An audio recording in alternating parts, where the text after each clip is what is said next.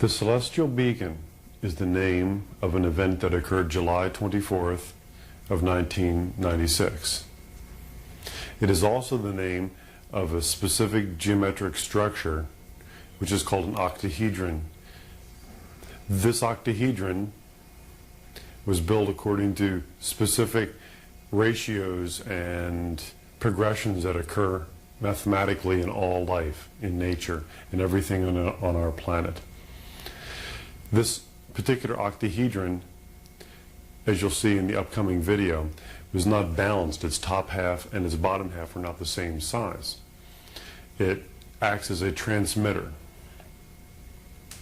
focusing life force and transmitting it, broadcasting it at specific frequencies. The celestial beacon was part of a three-way power grid that I constructed for this event. There were two four-sided pyramids that were built at 51.3 degrees, lined up with the north-south axis of the Earth, the cardinal points. Each of these pyramids were placed on large downshoots of energy, descending currents that I see coming up and moving down into the Earth all over the land. Within each of these large pyramids, there were large crystals, one in each.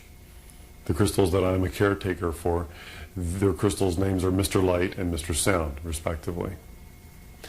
Mr. Light weighs a little over 100 pounds, so he's not really very light.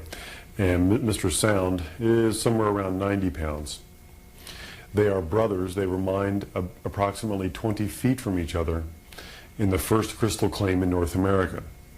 Mr. Light and Mr. Sound were found the same year that Anna Mitchell Hedges found the crystal skull down in Belize, South America. The crystal skull and Mr. Light and Mr. Sound have a great deal of history together during the last 10 years.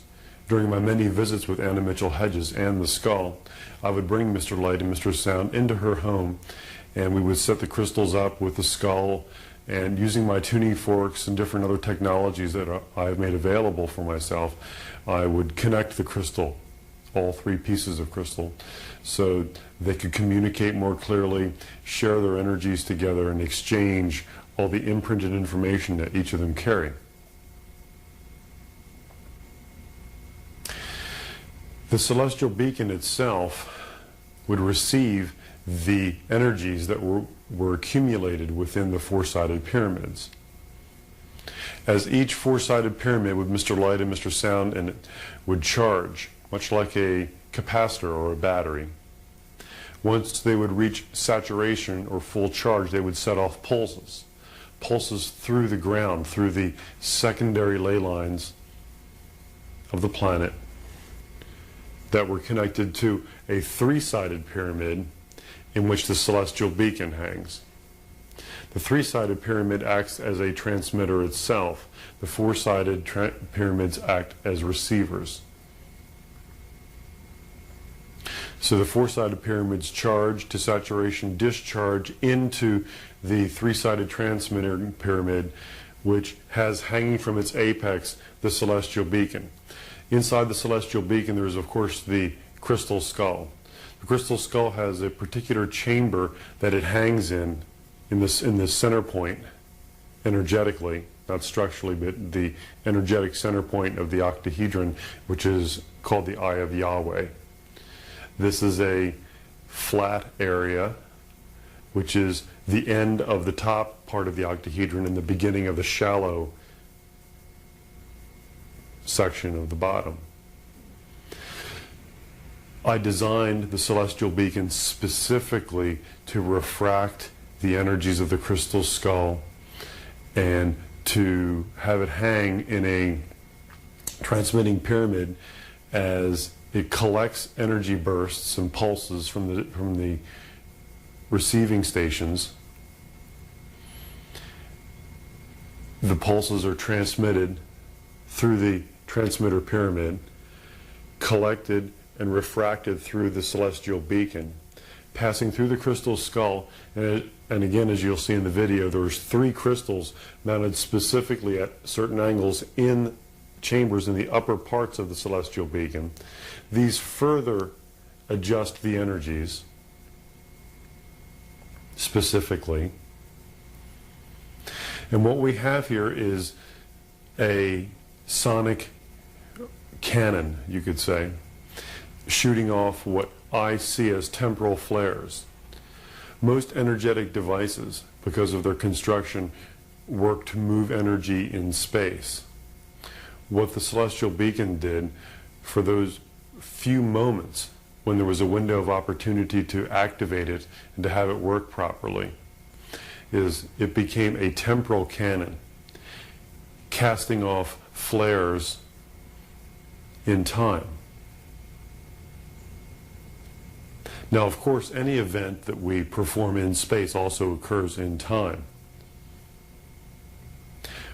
But what happens with the celestial beacon, because of the specific geometry, because of the Anna Mitchell-Hedges crystal skull, and because of the sonics that I apply in the forms of the Tibetan chanting, the overtone, the harmonic work that I do, and the crystal bowls that I played, it sets up different energetic principles that activate certain portholes within the crystal skull. There were sonic locks made of sound, that is, within the crystal skull that were put there purposely so that no one would be able to unlock the skull to any great degree until the appropriate time. I've had an appointment to perform this with the skull for ages. At this time, at the dawning of the age of Aquarius, on this specific day, at this specific place, with these specific people who all had an invitation for this event quite a long time ago. We were all here to form the energetic recipe to promote the celestial beacon, to activate the celestial beacon, to unlock these sonic portholes within the skull. The gift for our time. There is an accompanying booklet that comes with this video, or is available to you along with the video, I guess. And if you are interested in the booklet, it gives you more technical information and goes over some of the same things that I've begun to share with you about the construction of the power grid and how each station is constructed and how it all works. I hope you enjoy the video, and you may want to watch it over and over and over again to a point where you can just close your eyes and just be with the sounds and feel the presence. Thank you very much.